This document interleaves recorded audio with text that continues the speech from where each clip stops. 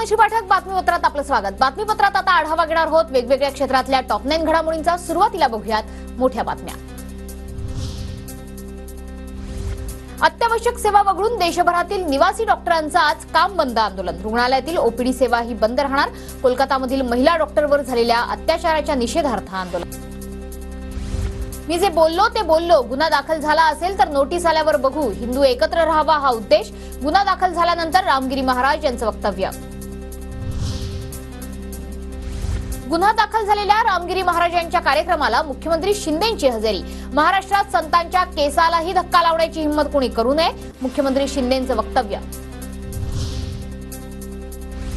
राजकीय लोकांनी संतांबाबत बोलताना योग्य ती माहिती घेऊन बोलावं। देशहित न पाहता जाणीवपूर्वक खिळवण्याचा प्रयत्न कुणीही करू नये, रामगिरी महाराज यांच्या वक्तव्यावर बच्चू कडूंची प्रतिक्रिया।